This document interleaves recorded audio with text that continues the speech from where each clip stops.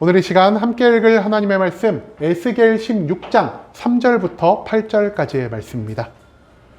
구약 성경 1168페이지 에스겔 16장 3절부터 8절까지의 말씀 총 6절이라 제가 먼저 한 절, 여러분들이 한 절 번갈아 가면서 말씀 읽도록 하겠습니다. 에스겔 16장 3절 말씀 제가 먼저 읽도록 하겠습니다. 이르기를 주 여호와께서 예루살렘에 관하여 이같이 말씀하시되 내 근본과 난 땅은 가나안이요 내 아버지는 아모리 사람이요 내 어머니는 헷 사람이라. 내가 난 것을 말하건대 내가 날 때에 내 배꼽줄을 자르지 아니하였고 너를 물로 씻어 정결하게 하지 아니하였고 내가 소금을 뿌리지 아니하였고 너를 강고로 싸지도 아니하였나니 아무도 너를 돌보아 이 중에 한 가지라도 내게 행하여 너를 불쌍히 여긴 자가 없었으므로 내가 나던 날에 내 몸이 천하게 여겨져 내가 들에 버려졌느니라. 내가 내 곁에 지나갈 때 내가 피투성이가 되어 발짓하는 것을 보고 내게 이르기를 너는 피투성이라도 살아 있으라 다시 이르기를 너는 피투성이라도 살아 있으라 하고 내가 너를 들에 풀같이 많게 하였더니 내가 크게 자라고 심히 아름다우며 유방이 뚜렷하고 내 머리털이 자랐으나 내가 여전히 벌거벗은 알몸이더라. 내가 내 곁으로 지나며 보니 내 때가 사랑을 할 만한 때라. 내 옷으로 너를 덮어 벌거벗은 것을 가리고 내게 맹세하고 언약하여 너를 내게 속하게 하였느니라. 나 주 여호와의 말이니라. 아멘. 오늘 이 시간 우리는 사랑을 할 만한 때라라는 제목을 갖고 오늘 우리가 읽은 하나님의 말씀 함께 나누는 시간 갖도록 하겠습니다. 여러분, 요즘 이 교회 다니는 청년들이 제일 많이 관심을 갖는 게 뭘까요? 여기는 청년분들이 많이 없으셔가지고 그걸 잘 모르시는 것 같지만 교회 다니는 청년분들이 요즘 가장 궁금해하는 거, 가장 관심을 많이 갖는 거 바로 결혼이라고 합니다. 여러분, 그래서 제가요 2023년 결혼정보회사 중에서 제일 유명한 회사 혹시 어딘지 아시나요? 그죠? 아시는 분이 계시네요. 결혼정보회사 듀오에서요 미혼 남녀 500명을 대상으로 실시한 결혼을 위한 남녀의 이상형 조건이 무엇인지를 좀 조사해 왔습니다. 이상형 조건에 뭐가 들어있을까요? 그죠? 다들 이게 한마디씩 하시는데 여러분들 말씀하신 것처럼 외모가 있을 것이고요, 성격도 있을 거고요, 직업, 재산, 키와 몸매, 유머 감각, 집안, 그리고 학벌, 너무나 많은 것들이 이상형으로 주어졌다라고 합니다. 여러분, 그런데 생각해 봅시다. 이 모든 조건이 좋은 사람을 이상형으로 꼽을까요? 아니면 나쁜 사람을 이상형으로 꼽을까요? 그렇죠? 두말할 것도 없이 이 모든 조건이 다 좋은 사람. 얼굴도 잘생기고 성격도 좋고 직업도 좋고 재산도 많고 키도 크고 몸매도 좋고 유머 감각 있고 집안도 좋고 학벌도 좋은 이런 사람을요 우리가 딱 만나면 어떻게 되겠습니까? 굳이 듀오에서 소개해주지 않아도 바로 사랑에 빠질 것 같지 않습니까? 그죠? 어떤 분이 바로 말씀하셨죠. 예수 안 믿어도 가지 하고. 근데 반대로 생각을 해봅시다. 얼굴도 못생겼고 성격도 더럽고 직업은 없고 재산은 빚이 있고 키는 작고 몸매도 안 좋고 유머 감각은 없고 집안은 기울어져 갖고 학벌은 중졸 초졸밖에 못 나온 이런 사람을 딱 만나면 여러분, 이 사람과 사랑에 빠질 수 있겠습니까? 사랑에 빠질 수 없겠죠. 한마디로 우리는요 이상형의 이 모든 조건이 너무나 좋은 사람을 만나기를 원한다는 것입니다. 그래서 어떤 문제가 생길까요? 이 이상형의 모든 조건을 갖춘 사람들에게는요 사람이 너무 많이 몰리고요, 반대로 이 이상형의 조건이 모두 갖추지 못한 사람들은 한 명도 다가오지 않는 이러한 일이 발생한다는 것이죠. 그렇기 때문에 요즘은 더욱 결혼하기에 어려워진 것 같습니다. 여러분, 하지만 이런 상황과는 달리 오히려 가장 못난 자를 가장 최악의 상황 가운데에서 사랑하신 이가 있으니 그분이 바로 우리가 잘 알고 있는 하나님이라는 사실을 우리는 오늘 이 본문 말씀 가운데에서 함께 찾아볼 수가 있을 것입니다. 그렇다면 하나님의 사랑은 언제 나타나는 것이며 어떻게 이 땅 가운데 드러나는 것인지 우리가 오늘 본문 말씀 한 절 한 절 찾아며 함께 알아보는 시간이 될 수 있길 간절한 마음으로 소망하겠습니다. 여러분, 오늘 우리가 읽은 말씀 어디의 말씀이죠? 에스겔의 말씀입니다. 그런데 여기 혹시 에스겔 말씀 많이 읽어보신 분 계시나요? 그죠? 이 에스겔이요, 생각보다 길고 너무나 우리가 듣기 싫은 내용이 많이 나옵니다. 에스겔에서 제일 많이 나온 내용 뭘까요? 자꾸 이스라엘이 이래서 멸망할 것이다. 이래서 징계를 받을 것이다. 이래서 심판이 내려올 것이다. 심판과 징계와 멸망에 관한 말씀이 너무 많으니까요, 우리가 이 에스겔의 말씀을 좀처럼 읽지 못할 때가 너무나 많다라는 것이죠. 그렇기 때문에 오늘 본문에 나온 이 말씀을 온전히 이해하기 위해서는요, 먼저 우리가 무엇부터 알아봐야 되냐? 에스겔의 말씀이 어떤 배경에서 기록되는지를 우리가 먼저 알아볼 필요가 있다는 것입니다. 이 에스겔의 말씀은요, 제가 방금 말씀드린 것처럼 남유다의 심판과 징계를 예고하는 선지자 에스겔이 하나님께 직접 받은 말씀이라 할 수 있겠습니다. 여러분, 그런데 이 남유다 어디서 나온 나라인지 혹시 기억하고 계시나요? 그죠? 기억하고 계시는 분이 계시네요. 우리가 잘 알고 있는 사울왕, 다윗왕, 솔로몬 왕 시절에는요, 우리가 이 나라를 통합 이스라엘 왕국이라고 불렀습니다. 그런데 솔로몬의 말년 시절, 솔로몬이 하나님을 믿지 않고 우상을 숭배하고 수없이 많은 죄악을 범하자 하나님이 솔로몬의 나라를요, 두 개로 갈라놓으셨습니다. 이스라엘 12지파 가운데 10지파를 모여서 북이스라엘 왕국을 만들었고요, 나머지 2지파가 모여서 남유다 왕국을 만들었다는 것이죠. 그리고 이 에스겔의 말씀은 이 두 왕국 중 어느 나라에 해당된 말씀이냐? 북이스라엘이 아닌 남유다에 해당된 말씀이라 할 수 있다는 것입니다. 여러분, 하나님은요, 이스라엘 백성들을 오래전부터 준비하셨습니다. 이스라엘 백성과의 관계를 하나님이 언제부터 준비하셨을까요? 우리가 너무나 잘 알고 있는 믿음의 조상, 바로 아브라함과 이삭과 야곱의 시대부터 하나님은 아브라함과 이삭과 야곱에게 언약을 주셨습니다. 너희가 나를 잘 믿고 너희가 내 명령을 잘 따른다면은 너의 민족이 땅을 채울 것이요, 너가 바라보는 동서남북의 모든 가나안 땅이 너희의 자손의 것이 될 것이요, 마지막으로 너가 복의 근원이 되어 온 세상 사람들에게 복을 전파하는 자가 될 것이라는 이 하나님의 언약 백성이 될 것이라는 약속은요, 아브라함과 이삭과 야곱의 시대로부터 시작되었다는 것입니다. 그리고 하나님의 이 언약은요, 이스라엘 백성이 애굽에서 노예 생활을 하다가 모세를 통해서 출애굽을 시키는 그 장면으로부터 시작해 가나안 땅을 정복하고 그곳에 정착함으로 인해서 어느 정도 완성이 됐다라 할 수 있다는 것이죠. 이제 이스라엘 백성은요, 하나님이 저들에게 허락해 주신 이 가나안 땅, 이제는 이스라엘이라고 불리는 이 땅 가운데에서 하나님을 잘 믿고 하나님께 온전히 순종함으로 하나님이 주시는 축복과 평강을 매일매일 누리며 살아갈 수 있는 자격을 얻게 되었다는 것입니다. 여기서 이야기가 딱 끝났다라면 너무나 좋을 것 같습니다. 그러면은 우리가 읽는 성경도요, 66권이 아니라 20권 안쪽으로 줄여질 수도 있을 것 같습니다. 그런데 여기서 어떤 문제가 생기죠? 이스라엘 백성들이 축복과 평안을 매일매일 경험하다 보니까 어떤 일이 생기냐? 이 양반들이 삶이 편안해지다 보니까 하나님을 믿는 믿음에서 점점 멀어지기 시작했다는 것입니다. 저들은요, 하나님 대신 하나님이 아닌 우상을 숭배하기 시작했고요, 나를 사랑하신 하나님께 똑같은 사랑을 보여드리는 것이 아니라 오히려 죄악된 세상을 더욱 사랑하는 모습을 보이기 시작했다는 것이죠. 한마디로 저들은 하나님 앞에서 범죄하기 시작했다는 것을 우리는 성경의 말씀을 통해서 찾아볼 수가 있다는 것입니다. 하지만 이처럼 이스라엘 백성들이 우상을 숭배하고 하나님보다 세상을 더욱 사랑하는 이 범죄를 저지르며 살아갈 때 하나님과 이스라엘 백성 사이에 만들어졌던 이 언약 관계는 과연 어떻게 되었을까요? 앞서 말씀드린 것처럼 이스라엘은 하나님 앞에 범죄하는 모습을 보였지만 그럼에도 불구하고 하나님은요, 여전히 이스라엘을 향한 사랑을 보이기로 결정하셨습니다. 한마디로 하나님은 저들의 죄를 오래 참으시고요, 저들의 죄악 가운데에서도, 저들의 배교 가운데에서도 여전히 저들을 향한 축복을 멈추지 않으시며, 이스라엘아, 너희가 나를 배신했을지라도 나는 이렇게 너희를 사랑하고 있다, 나는 아직까지 여기서 너희를 기다리고 있다라고 말씀하시며 그들의 회개와 돌이킴을 촉구하는 모습을 보이셨다는 것입니다.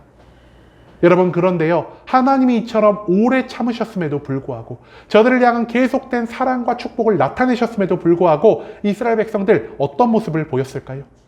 저들은요, 여전히 하나님께 회개하지도 않고 돌이키지도 않으며 계속해서 죄악 가운데에서 살아가는 이러한 모습만을 보였다라는 것입니다. 그리고 계속된 오래 참으심에도 불구하고 이스라엘 백성들이 돌이키지 않자 하나님은 여기서 두 가지의 방법을 더 사용하기로 하십니다. 첫 번째 방법 무엇이냐? 하나님은 저들을 직접 징계하기로 결정하셨다는 것이죠. 이스라엘에 발생한 여러 가지 자연재해를 통해서, 그리고 이스라엘 주변에 있는 수많은 이방 민족의 침입을 통해서 하나님은 저들을 고통스럽게 하셨습니다.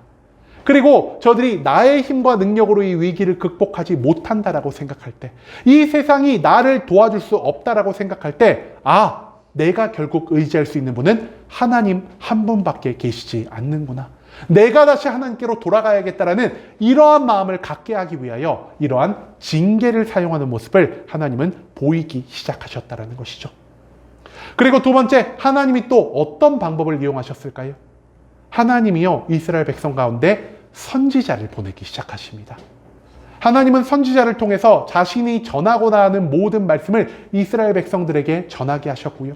자신이 살아있다라는 것을, 자신이 전지전능하다라는 것을 선지자의 손끝에서 발생하는 모든 기적을 통해 증명하기 시작하셨다라는 것입니다. 왜 굳이 하나님이 선지자를 이용하셨을까요?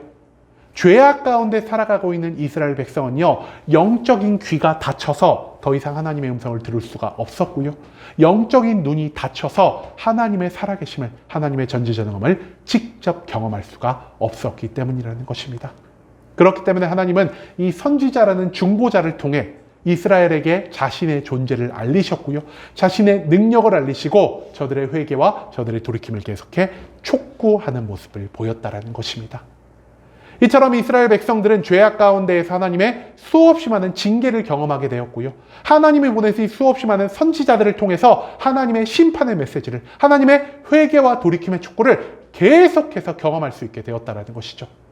그럼에도 불구하고 이스라엘 어떤 모습을 보였죠? 저들은요, 여전히 회개 없는, 여전히 돌이킴이 없는 죄악된 모습을 하나님 앞에 계속해 보이며 살아가게 되었다는 것입니다. 여러분, 그리고 이처럼 하나님이 오래 참는 시기가 흘러 이스라엘 백성들이 죄악 가운데 살아가던 시간이 흘러 이제 어느 시기가 왔냐? 바로 에스겔의 시기가 도달하게 됩니다. 그리고 이 에스겔의 시기는요, 이스라엘을 향해 분노가 극에 달한 하나님의 모습을 나타내는 시기라고도 볼 수 있겠습니다. 여러분, 우리가 앞서 솔로몬의 이스라엘이 몇 개의 나라로 갈렸다고 말씀드렸죠? 두 개의 나라, 북이스라엘과 남유다로 갈렸습니다. 이 중에요, 하나님 앞에 더욱 큰 범죄를 저지르며 살아간 북이스라엘 백성들은요, 아수르와의 전쟁에서 패배하여서 나라가 완전히 멸망하였고요. 그곳에 사는 수없이 많은 사람들이 아수르로 포로로 끌려가는 이 비참한 지경에 놓이게 되었습니다. 하지만 이 모든 것을 보고도, 즉 북이스라엘의 멸망, 자기 형제들의 멸망을 보고도 아직 회개하지 못한 남유다의 백성은요, 하나님의 또 다른 징계인 바벨론과의 전쟁을 시작하게 되었다는 것입니다. 그리고 이 바벨론이라는 나라는요, 그 당시 주변에서 그 누구도 이기지 못할 가장 강력한 힘과 군사력과 경제력을 가진 나라였기 때문에 남유다는 도무지 이 전쟁에서 승리할 방법이 없었다는 것이죠. 한마디로 바벨론과의 분쟁 가운데에서 이제 남유다는요, 멸망을 앞둔 상태를 목도하고 있었다는 것입니다. 그리고 이런 상황 가운데에서 하나님은 선지자 에스겔을 보내셔서요, 남유다는 반드시 멸망하게 될 것이요, 너희가 바벨론의 포로로 끌려가게 된다는 것을 계속해서 알리고 계신다는 것입니다. 한마디로 이제 남유다의 백성들은요, 나라를 잃어버릴 것이요, 나의 고향이 아닌 저 외딴 나라의 포로로 끌려가 비참한 지경에서 살아가는, 즉 절대적인 절망을 감당해야만 한다는 것을 하나님은 이 에스겔의 말씀 가운데에서 반복적으로 강조하고 계신다는 것이죠. 그리고 이런 상황 가운데에서 하나님이 이스라엘 백성들의 정체성에 대해서 말씀하시는 것이 바로 오늘 본문의 첫 번째 시작이라 할 수 있겠습니다. 여러분, 하나님이 이스라엘 백성들의 정체성을 무엇으로 말씀하고 계실까요? 오늘 본문 말씀 가장 첫 부분에서 하나님은 이렇게 말씀하고 계십니다. 너희는 가나안 출신이야. 너희의 아버지는 아모리 족속이고 너희의 어머니는 헷 족속이야라 말하고 있다는 것이죠. 여러분, 이 가나안 어떤 지역이라고 제가 말씀드렸죠? 가나안은요, 이스라엘이 이스라엘이라고 불리기 전 그곳에서 수없이 많은 죄악을 저지르며 살아가는 이방 민족이 살았을 때 우리가 그 땅을 가나안이라고 불렀다라는 것입니다. 하지만 이스라엘이 그 땅을 점령하기 시작한 다음부터 그 땅은 더 이상 가나안이 아닌 하나님의 축복이 함께하는, 하나님의 임재가 함께하는 이스라엘이란 민족의 나라가 되었다라는 사실을 우리가 먼저 짚고 넘어갈 필요가 있다는 것이죠. 하지만 하나님은요, 이 땅을 이스라엘이라고 부르지 않고요, 어디라 부르고 계신다라고요? 여전히 가나안으로 부르고 있다는 것입니다. 한마디로 하나님은 너희가 이 땅을 이스라엘로 불리기 전 죄악이 관영했을 때와 마찬가지로 너희가 하나님의 언약 백성이 아닌 죄악 가운데 살아가고 있다는 것을 이 가나안 출신이라는 표현을 통해 나타내고 계신다는 것입니다. 두 번째로 이 아모리와 헷 족속은 어떤 사람들이었을까요? 이 사람들은요, 아직 가나안이 이스라엘에 의해서 점령되기 전 그 땅에서 살았던 가나안의 7족속 중 2개의 족속이라 할 수 있다는 것입니다. 한마디로 아모리의 아버지와 헷 어머니 사이에서 태어난 자는 절대 이스라엘의 언약 백성이 될 수 없을 것이요, 하나님에 의해서 멸망당한 이방인이 될 수밖에 없다라는 사실을 우리는 또한 기억할 필요가 있다는 것이죠. 한마디로 하나님은요, 너희는 가나안 출신이야, 너희의 아버지는 아모리 족속이고 너희의 어머니는 헷 족속이야 라는 이 말씀을 통해서 너희는 더 이상 언약의 백성이 아니다라는 것을 나타내고 계신다라는 것입니다. 너희는 언약의 백성이 아니야. 언약의 백성으로 너희가 마땅히 보여야 할 그 어떠한 거룩도, 그 어떠한 사랑도, 그 어떠한 믿음과 순종도 너희가 보이고 있지 않다. 너희는 나를 알지 못하는, 나를 믿지 않고 살아가는 이방 민족들과 같은 모습을 보이고 있구나라는 이 말씀을 하나님은 지금 남유다의 백성들에게 선포하고 계신다는 것이죠. 방금 말씀드린 것처럼 이스라엘 백성들은요, 하나님과 언약을 맺으며 살아가는, 즉 언약 백성의 모습을 보이며 살아가야 했습니다. 하나님을 향한 온전한 믿음이 있어야 했고요, 하나님의 모든 말씀에 순종해야 했고요, 그 말씀의 순종함에 따라 그들의 삶 가운데에서는 거룩과 사랑이 넘쳐나야만 했다라는 것입니다. 하지만 저들은 지금 하나님께 어떤 모습을 보이고 있습니까? 저들은요, 하나님이 원하시는 거룩 대신 죄악된 모습을 보이고 있고요, 하나님을 사랑하는 것이 아닌 이 세상을 더욱 사랑하는 모습, 즉 하나님께 어떠한 기쁨이 되지 못하는 모습을 보이고 있기 때문에 하나님은 저들을 더 이상 언약 백성으로 인정하지 않는 모습을 보이고 계신다는 것이죠. 여러분, 그런데요, 이처럼 하나님을 버리고 세상을 선택한 이스라엘, 과연 자기가 선택한 세상에서 어떤 대우를 받을까요? 여러분, 스카우트라고 혹시 알고 계십니까? 이 회사에 있다가 다른 회사로 스카우트 당했다, 이런 표현 많이 쓰시죠? 근데 내가 A라는 회사에 있다가 B라는 회사로 스카웃을 받았다면 내 대우가 더 어떻게 돼야 되겠습니까? 그죠? 내가 여기서 월급을 200만 원을 받았다면 스카웃 된 데에서는 300만 원, 400만 원을 받아야 될 것이고요. 내가 여기서 휴가를 10일을 받았다면 이동안 데에선 15일은 받아야지 우리가 이곳을 옮길 마음을 먹을 수가 있다는 것입니다. 그런데 지금 이스라엘이 하나님을 대신에 어디를 선택했다라고요? 세상을 선택했습니다. 그러면은 이스라엘 백성들이 세상 가운데에서 더 나은 대접을 받아야겠죠. 그런데 저들이 선택한 세상 가운데서 지금 어떤 대접을 받고 있다라고 하나님 말씀하고 계십니까? 하나님은 오늘 본문에서 이렇게 말씀하십니다. 너희가 태어났으나 그 누구도 너희의 탯줄을 잘라주지 않았고, 그 누구도 너희를 물로 씻겨주지 않았고, 그 누구도 너희에게 소금을 뿌려주지 않았고, 그 누구도 너희를 강보에 싸주지 않았다라 말씀하고 계신다라는 것입니다. 여러분, 이 모든 것을 언제 하는 것일까요? 그죠? 아기가 막 태어났을 때. 한마디로 이 네 가지 행동은요, 그 당시 이스라엘에서 아이가 태어나면은 기본적으로 모두 행하는 일이라 할 수 있다는 것이죠. 여러분, 아이가 한 가족에서 태어난 것은 어떤 일입니까? 너무나 기쁘고 너무나 축복스러운 일이라 할 수 있겠습니다. 그리고 이 아이는요, 아버지와 어머니의 사랑 가운데에서, 온 가족의 사랑 가운데에서 많은 관심을 받을 수밖에 없다라는 것이죠. 그런데 이스라엘이요, 하나님을 떠나서 세상으로 돌아갔을 때, 마치 하나님을 떠나 갓난아이처럼 세상의 뱃속에서 나오게 되었을 때 그들이 받은 대접이 무엇이라고요? 그들은요, 이 네 가지 중 그 어떠한 것도 세상에게 받지 못했다라는 것입니다. 한마디로 하나님을 버리고 세상을 선택했으나 세상에서 어떠한 사랑도 받지 못하고 세상에서 어떠한 대접도 받지 못하는 그러한 상황을 이스라엘이 경험하게 될 것이라는 것. 즉 하나님을 떠나서는 그 어떠한 기쁨과 평강도 존재할 수 없다라는 것을 하나님은 이 말씀을 통해서 나타내고 계신다라는 것이죠. 이스라엘은요, 하나님을 대신하여 세상과 죄를 선택하는 모습을 보입니다. 하지만 그들이 하나님을 버리면서까지 선택한 세상은요, 이스라엘 백성들이 그 어떠한 좋은 것도 선물해주지 못했다라는 것이죠. 한마디로 하나님을 배신한 대가 가운데에서 우리는 그 어떠한 만족과 유익도 만들어낼 수가 없다라는 사실을 이 본문 말씀은 우리에게 강조하고 있다라는 것입니다. 여러분, 그런데요, 이처럼 세상 가운데에서 비참하게 버려진 이스라엘을 하나님은 과연 어떻게 대하고자 하셨을까요? 하나님은요, 이 세상 무엇보다 무엇을 미워하시는 분이실까요? 그죠? 이 세상 모든 것보다 죄를 미워하시는 분이시고요, 그 죄에 합당한 심판이란 대가를 내리시는 분이십니다. 그런데 지금 이스라엘이 무엇 가운데 살아가고 있더라고요? 죄악 가운데 살아가고 있습니다. 그렇다면 이스라엘이 하나님께 받아야 할 것 무엇입니까? 저들은요, 하나님의 심판과 멸망을 받기에 합당한 민족이었다라는 것입니다.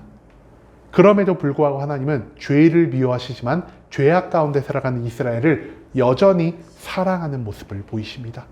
그리고 저들을 너무나 사랑하시기 때문에 저들이 하나님을 배신하고 세상 가운데에서 버려지고 핍박받고 축복과 기쁨과 평강을 누리지 못하는 그 고통의 상황 가운데에서 그들에게 축복과 소망의 말씀을 남기셨다라는 것을 우리는 오늘 본문 말씀 가운데에서 발견할 수 있게 된다는 것이죠. 여러분, 오늘 본문 6절 말씀에서 하나님은 고통받고 있는 이스라엘 백성을 향해 이렇게 말씀하고 계십니다. 내가 내 곁으로 지나갈 때 내가 피투성이가 되어 발짓하는 것을 보고 내게 이르기를 너는 피투성이라도 살아있으라. 다시 이르기를 너는 피투성이라도 살아있으라 하고. 여러분, 이스라엘의 상황이 지금 무엇이라고 하나님 말씀하고 계시죠? 피투성이라고 말씀하고 계십니다. 왜 이스라엘 상황이 피투성일까요? 우리가 아까 이스라엘이 어떤 지경에 놓였다라고 말씀드렸죠? 막 태어났는데 탯줄을 자르지도 못하고 물로 씻김받지도 못하고 소금으로 소독받지도 못하고 강보에 쌓이지도 못하는 이런 상황에 놓여 있다라고 말씀을 드렸습니다. 그렇기 때문에 하나님은요, 지금 이스라엘 상황을 무엇으로 보고 계시냐? 이 세상 가운데에서 어떠한 보호도 받지 못하고 어떠한 사랑도 받지 못하고 어떠한 축복도 받지 못한 피투성이의 상황이라 말씀하고 계신다라는 것이죠. 여러분, 그런데요, 이 고통과 괴로움 가운데에서 하나님이 이스라엘 백성들에게 지금 어떤 말씀을 하고 계십니까? 너 잘됐다. 나 떠나더니 저주를 받은 거야. 나는 너의 고통을 즐거워하고 있어라고 말하지 않으셨다라는 것입니다. 하나님은요, 고통 가운데 있는 이스라엘 백성들에게 이렇게 말씀하고 계십니다. 너는 피투성이라도 살아있으라 라고 말입니다. 한마디로 이스라엘 백성들을 향한 하나님의 뜻, 저들이 하나님을 배신하고 하나님을 떠나 살더라도 하나님은 여전히 저들을 향한 사랑을 가지고 계신다라는 것, 저들의 생존을 원하고 계신다라는 것, 저들을 구원하고자 하신다라는 것을 이 말씀은 우리에게 가르쳐주고 있다는 것입니다. 심지어 하나님이 이 말씀을 몇 번이나 반복하고 계십니까? 2번이나 연속적으로 반복하고 계신다는 것은요, 하나님이 진심을 다해서, 하나님이 온 마음을 다해서 저들의 구원과 저들의 생존을 원하고 계신다는 사실을 증명하는 말씀이 될 수가 있다는 것입니다. 여러분, 그리고 하나님은요, 이처럼 고통 가운데 살아가는, 즉 앞으로 바벨론에 의해서 멸망당하고 그 포로지에 끌려가서 비참한 삶을 살아갈 이 남유다의 백성들을 향해서 어떤 계획을 가지고 계십니까? 여러분, 멸망한 나라의 사람들이요, 포로가 되어서 내가 도무지 알지 못하는 장소에서 살아간다는 것은 너무나 비참한 일이라 할 수 있겠습니다. 우리나라도 그런 일을 겪었죠. 그렇기 때문에 일제시대 때 우리가 중국에 건너가서 살게 된 동포들을 뭐라고 부르죠? 조선족이라고 부르고요. 그리고 저기 시베리아 끝에, 서쪽 끝에 가서 자리를 잡은 그런 사람들을 또 뭐라고 부릅니까? 고려인이라고 부른다는 것입니다. 여러분, 그런데 그들의 삶이요, 평안이었고요, 기쁨이었고요, 항상 고향을 향한 그리움과 서러움과 핍박 가운데 놓인 것처럼 지금 남유다 백성들도요, 나라가 멸망하여 이 바벨론에 끌려간 그 상태에서 누구보다 비참한 삶을 감당해야만 했다라는 것을 하나님은 이미 알고 계셨다라는 것입니다. 그리고 이처럼 가장 비참한 지경에 놓일 이스라엘 백성들, 이 남유다의 백성들에게 하나님이 어떤 말씀을 또 한 번 남기셨을까요? 오늘 본문 7절과 8절 말씀에서 하나님 이렇게 말씀하고 계십니다. 내가 너를 들의 풀같이 많게 하였더니 내가 크게 자라고 심히 아름다우며 유방이 뚜렷하고 내 머리털들이 자랐으나 내가 여전히 벌거벗은 알몸이더라. 내가 내 곁으로 지나며 보니 내 때가 사랑을 할 만한 때라. 내 옷으로 너를 덮어 벌거벗은 것을 가리고 내게 맹세하고 언약하여 너를 내게 속하게 하였으며 나 주 여호와의 말이니라. 여러분, 하나님이 이스라엘 향해 가장 먼저 하신 말씀 무엇이죠? 들의 풀같이 많게 하였다. 내가 크게 자랐다. 내 유방이 뚜렷하고 머리털이 자랐다는 말씀을 남기고 계신다는 것입니다. 이 말은 무엇이냐? 포로지에서 너희가 처음에는 고통과 괴로움을 감당할 것이나 시간이 흐르면 흐를수록 포로지에서 적응하기 시작할 것이다. 왜냐? 인간은요, 적응의 동물이기 때문이라는 것입니다. 아무리 고통스럽고 괴로울지라도 그 자리에서 생을 마감하는 것이 아니라 그래도 꿋꿋이 삶을 이어가는 저들의 모습을 하나님은 이렇게 나타내고 계신다는 것이죠. 그런데요, 저들이 아무리 그 자리에서 적응할지라도 여전히 그들의 위치는 어디입니까? 포로라는 것입니다. 그렇기 때문에 하나님이 그 포로의 비참한 삶을 무엇으로 표현하고 계십니까? 너희가 적응했을지라도 여전히 벌거벗은 알몸이다라 말씀하고 계신다라는 것입니다. 여러분, 벌거벗은 알몸, 즉 헐벗은 모습은요, 무엇을 의미하는 것이냐? 이스라엘 백성들이 여전히 비참한 가운데 놓일 것이요, 저들이 하나님 앞에서 어떠한 자랑할 것이 없는 상태가 계속된다는 것을 의미하는 말씀이라 할 수 있다는 것입니다. 여러분, 우리가요, 아무리 장성하고 아무리 예쁘고 아무리 잘생긴 사람이더라도요, 알몸으로 바깥을 돌아다니면 우리가 그 사람을 어떤 사람이라고 손가락질합니까? 저 사람 미친 사람이다, 정신병원에서 도망 나온 사람이다라고 생각할 수밖에 없는 것처럼, 아무리 장성하고 아무리 거기서 적응한 이스라엘 백성이라 할지라도 아직까지 저들은 포로기에 놓여 있기 때문에 이스라엘은 볼품없는 모습을 유지할 수밖에 없었다는 것이죠.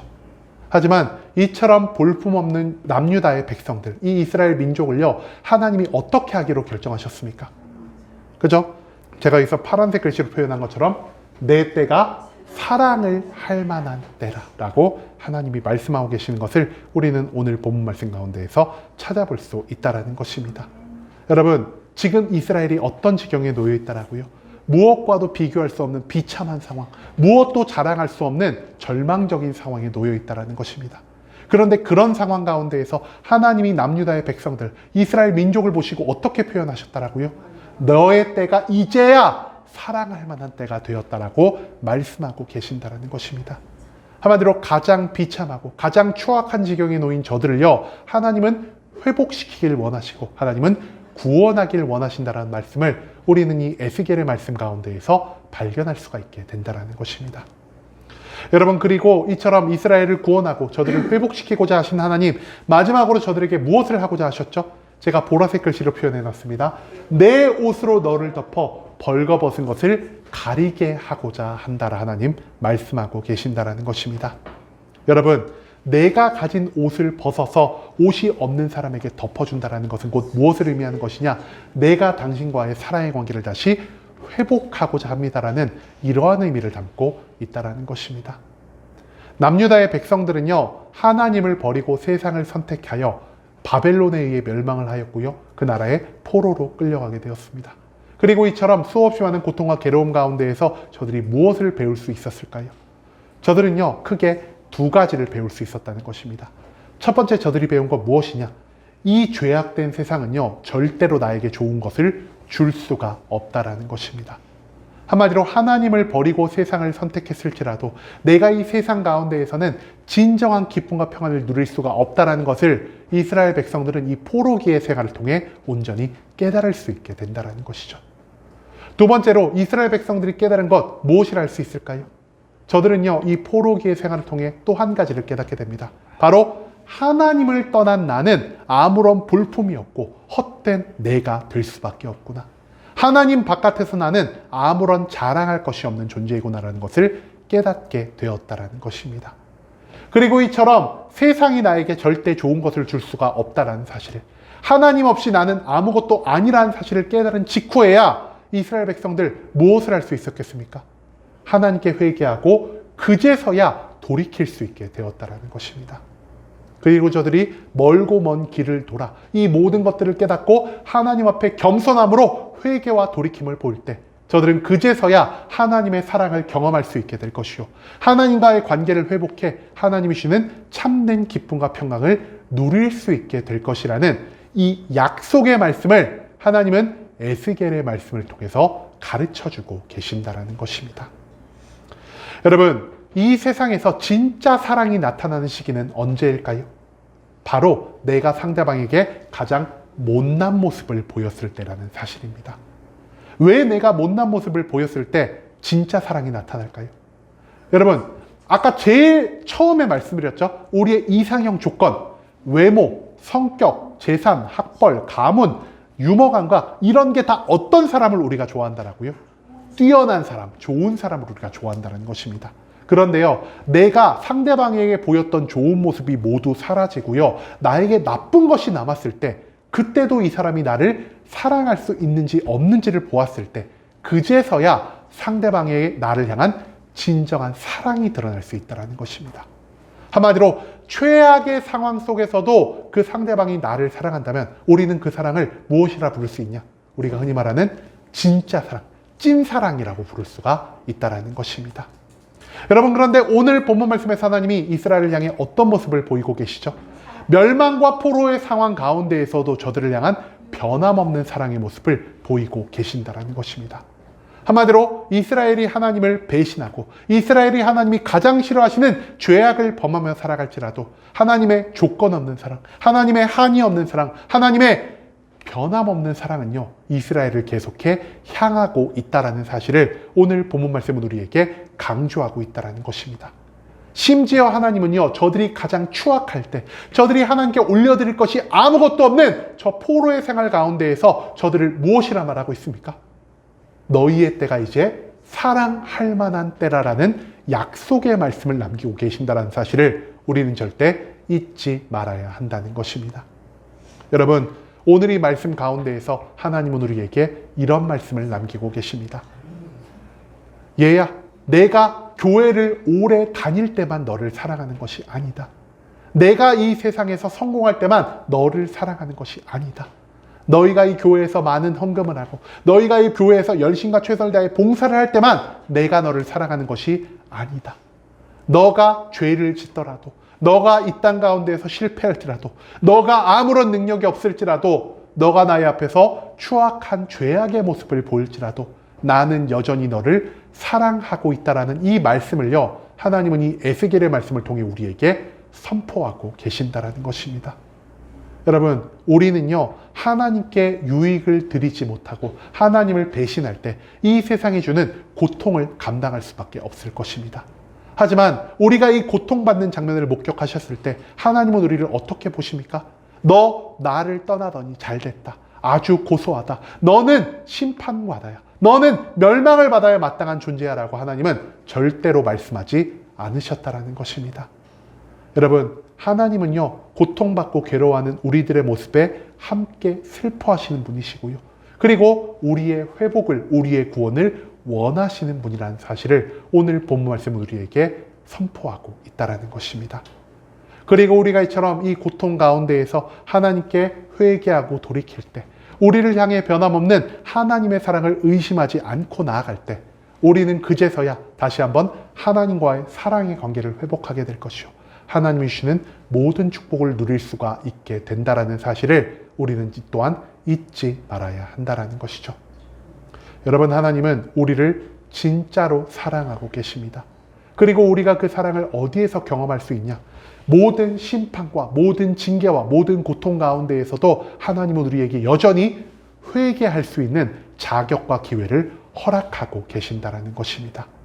그리고 내가 하나님께 회개하고 돌이킬 때 우리는 다시 한번 하나님을 향한 온전한 믿음과 사랑을 가지게 될 수 있을 것이요, 이 사랑과 믿음을 가지고 살아갈 때 우리는 다시 한번 하나님과 에덴 동산에서 발생한 이 사랑의 관계를 회복해 갈 수 있을 것이요, 하나님이 주시는 모든 축복 가운데에서 세상이 절대로 줄 수 없는 기쁨과 평강을 누릴 수 있게 된다는 것, 그것을 하나님은 수없이 많은 성경의 말씀을 통해, 그리고 특히 에스겔의 말씀을 통해서 우리에게 알려주고 계신다는 것입니다. 한마디로 모든 최악의 상황 가운데에서 내가 하나님께 가장 헛되고 쓸모없는 모습을 보이는 그 시기에도 나를 향한 하나님의 사랑은 멈추지 않을 것이요. 그 사랑을 통해서만 우리는 이 땅이 줄 수 없는 참된 기쁨과 평강을 누릴 수 있게 된다는 사실을 우리는 오늘 본문 말씀을 통해서 배울 수 있게 된다는 것입니다. 여러분, 이제는 조건이 없는, 그리고 한이 없는, 변함없는 사랑을 갖고 계신 하나님을 잊지 맙시다. 우리가 하나님께 유익을 드리지 못할지라도, 우리가 하나님을 배신할지라도 우리를 사랑하시며 우리의 회개와 돌이킴을 기다리시는 그 하나님을 기억하고 최악의 상황 속에서도 희망을 잃지 않고 하나님만 바라보는 것, 하나님은 이것을 우리에게 요청하고 계신다는 것을 오늘 본문 말씀은 우리에게 알려주고 있습니다. 나의 죄악됨과 세상의 헛됨을 인정하고 하나님께 돌이킨 자에게 무한한 축복과 기쁨을 주시는 그 하나님의 사랑 가운데에서 세상이 줄 수 없는 진정한 기쁨을, 진정한 평강을 온전히 누리며 살아갈 수 있는 순복음 함께하는 교회 모든 성도님들 될 수 있길 간절한 마음으로 소망하겠습니다.